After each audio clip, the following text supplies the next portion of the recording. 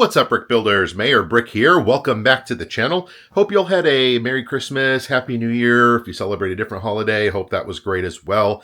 We're going to do a quick overview of some of the sets that I've purchased here over the past couple of days.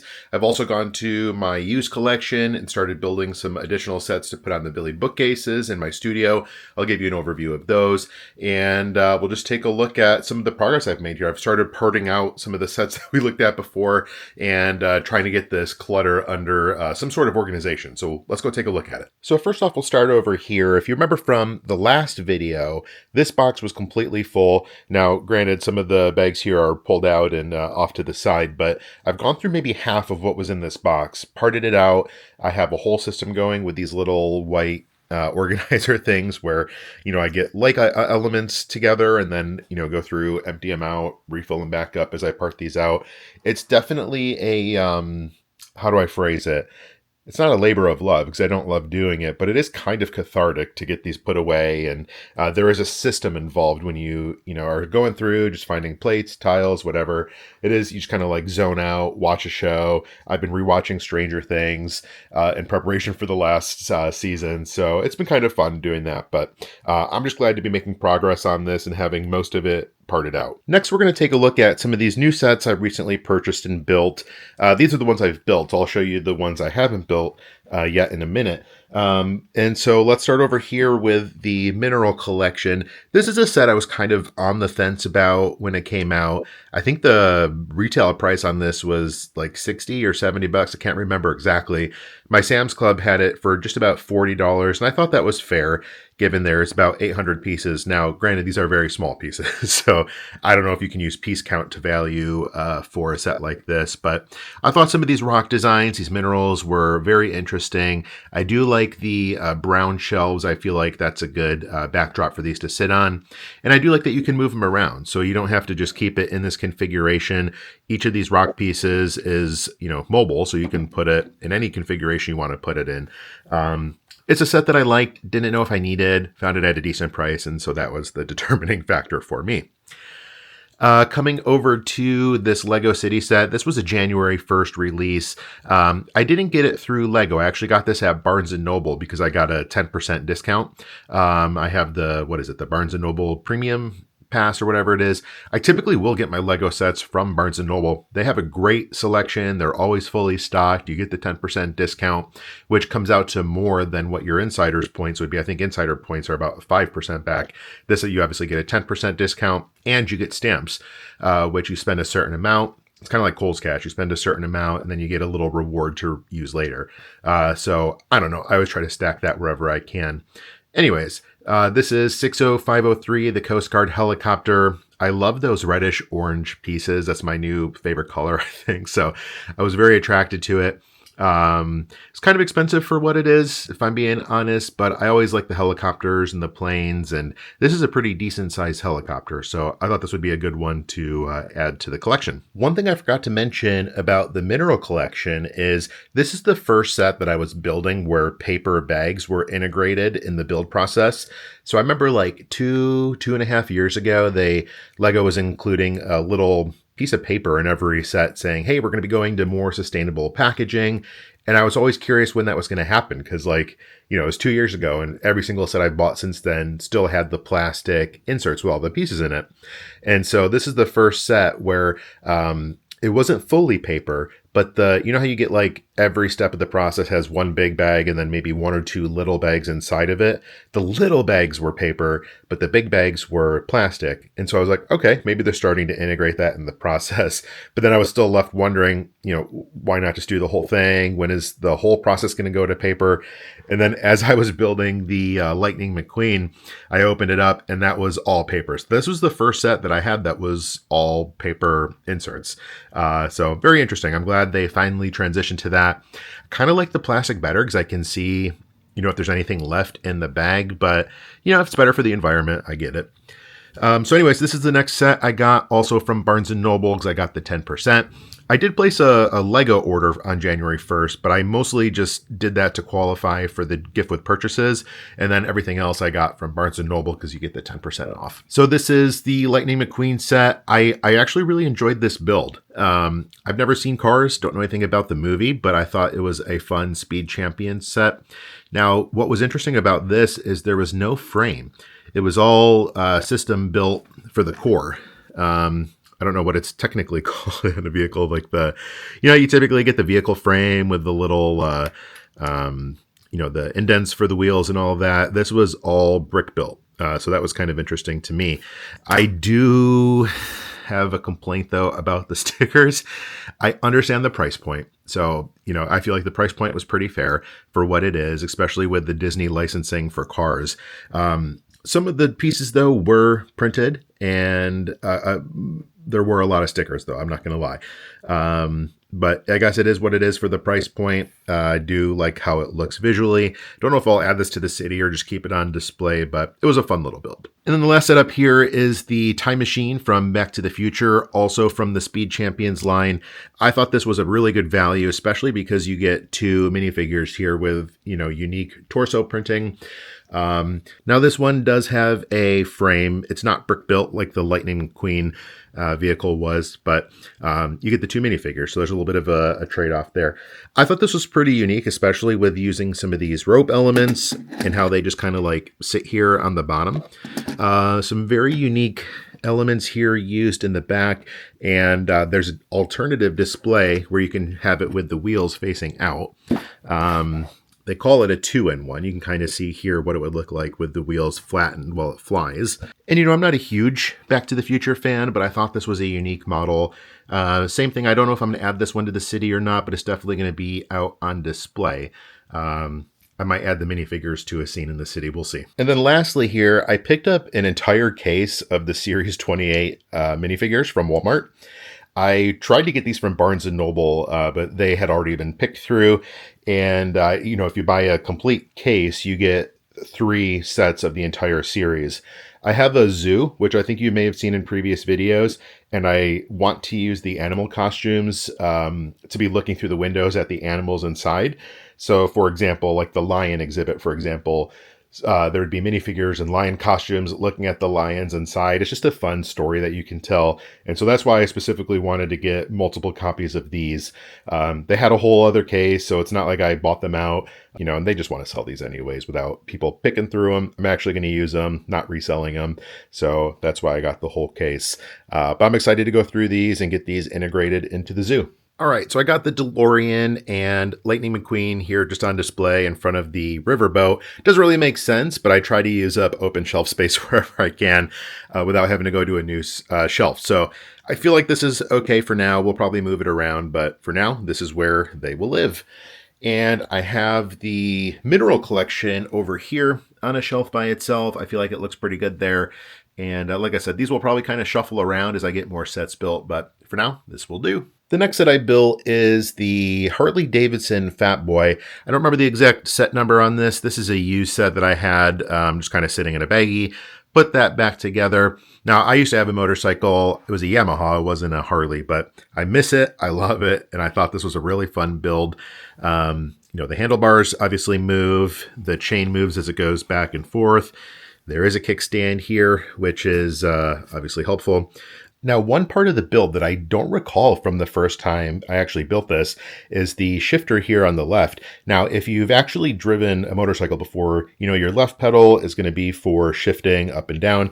And the way they built this is actually on a hinge that clicks. So you can go through the different gears. And it seems like there's only 4 gears on this one. But anyways, I thought that was a very interesting detail. And if they weren't trying to do that, then this pedal would be the same. However, this one here, like I said, if you've driven a bike, you know that this is going to be your rear brake over here. This is a smooth shifter. There's no click. And so I think it was very intentional how they built it. I thought that was a fun detail. So let's go ahead and put this on the shelf. All right, here it is. I had to flatten the mirrors down a little bit to make it fit, but it's now up here with the other creator vehicles, and I have the Volkswagen camper van here to build as well, but I think that is a good spot for it. And now the last used set here that I've put together is the Upside Down from Stranger Things. If you follow me on Instagram, you've seen that I've posted a couple pictures of this. When I last built this and I took it apart, the dumb side of me, for whatever reason, just put all of the pieces together in a bag, which was a pain in the butt to rebuild. Because you have to go through, sort them, and then otherwise you're just going to spend hours building it through, picking through a huge pile of pieces, which, on a given day is fun, but not for a big set like this. So anyways, I've been preparing for the Creel House coming out and rewatching all of Stranger Things. I feel like every time they come out with a new season, there's like a year and a half in between. So I have to always start at season 1 just to refresh my memory. So I'm going through all the seasons right now, preparing for the finale, as well as building the Creel House. So it's been kind of fun watching the show and building this as I go. I'm sure a lot of you are familiar with this set. If you're not, it's basically a mirror build. The top half is, the normal buyer's house, and then the bottom half is the upside down. So it's a mirror version of it, but in the upside down. The minifigures are pretty good. You get all the characters here, and Joyce and Hopper on top. And then let me flip it over and I'll show you the upside down. So here it is flipped over. It just sits on the trees. It was really a genius build process how they did it. Very simple, but it makes sense and it works. Then you have Will here in the Demogorgon. Yeah, it's a really cool set, really fun build. The interior details are also there. Let me spin this around as I break it. So you can see here in the upside down version, you got Will's bedroom, the living room here with the lights, and then you can kind of see it on the upside down, or the right side up, the non-upside down version of the build.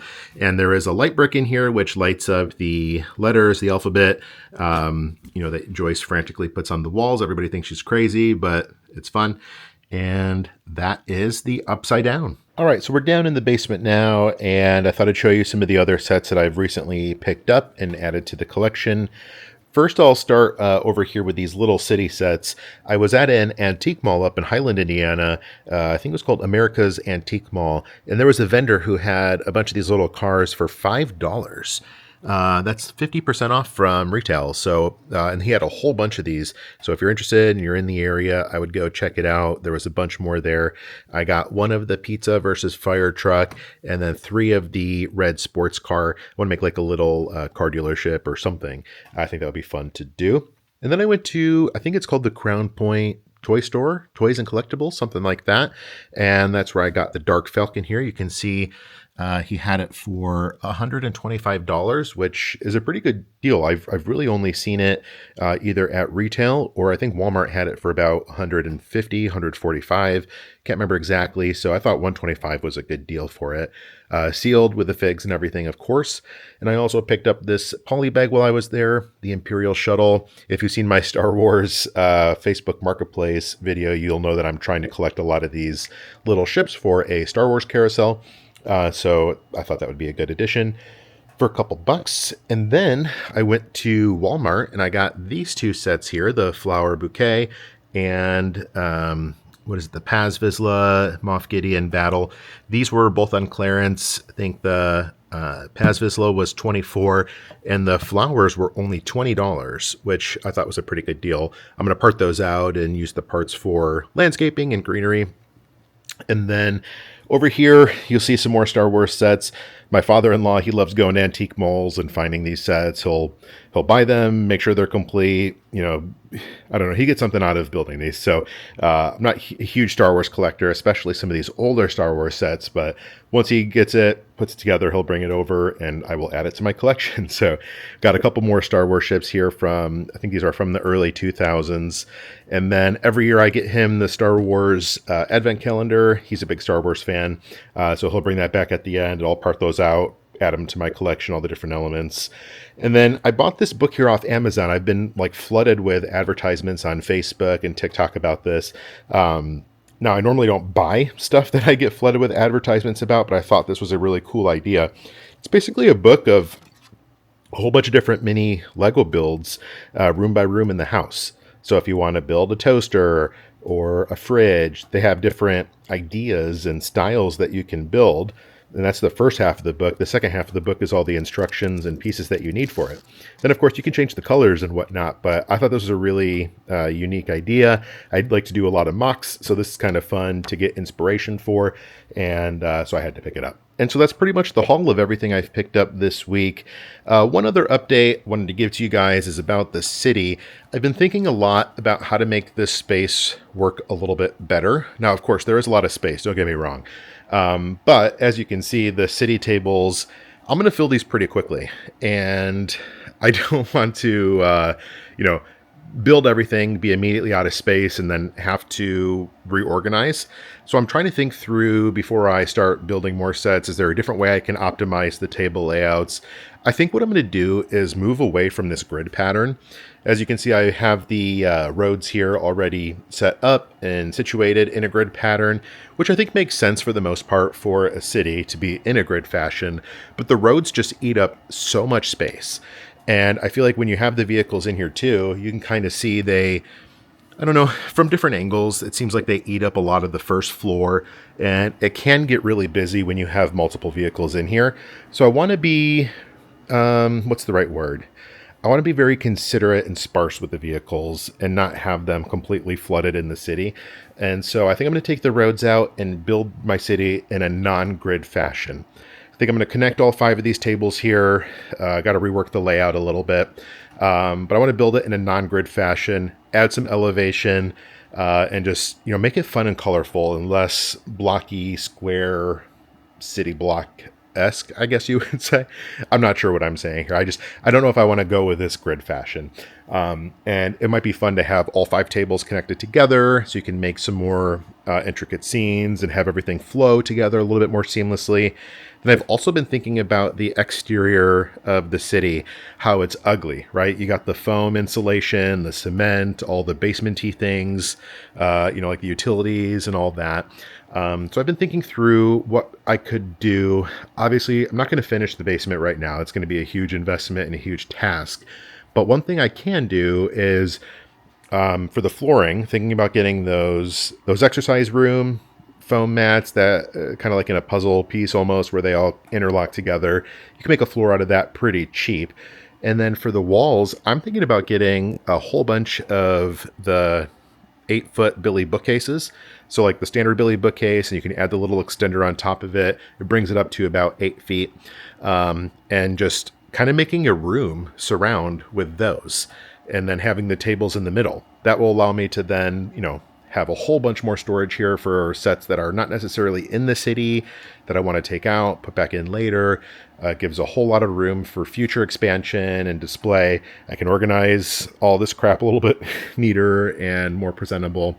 So I don't know. I'm just still thinking through it. I think I did the math on it. It would be about $4,500 to surround this entire space in Billy bookcases and then do the floor with the interlocking workout room material. So haven't made any decisions yet. I'm just brainstorming at this point. And at that point, like at $4,500, it's like, do we just finish off a room down here? But I don't know what that would take timeline wise, and I don't have the skills to do that. But I can build a crap ton of Billy bookcases. So just some food for thought. Haven't made any decisions yet, but I just wanted to walk you through kind of what I'm thinking about right now. That's going to do it for today's video. Next week's going to be exciting. I haven't given you guys this update yet. We'll talk about it in the next video, but I'm starting a Lego users group here where I live in Lafayette, Indiana. And we have our first meeting next Saturday. Super excited about that. I'll give you guys a rundown of why I'm starting this, some of my history with Indie Lug, and some things that you can look forward to on this channel related to that. And until then, we'll see you in the next one.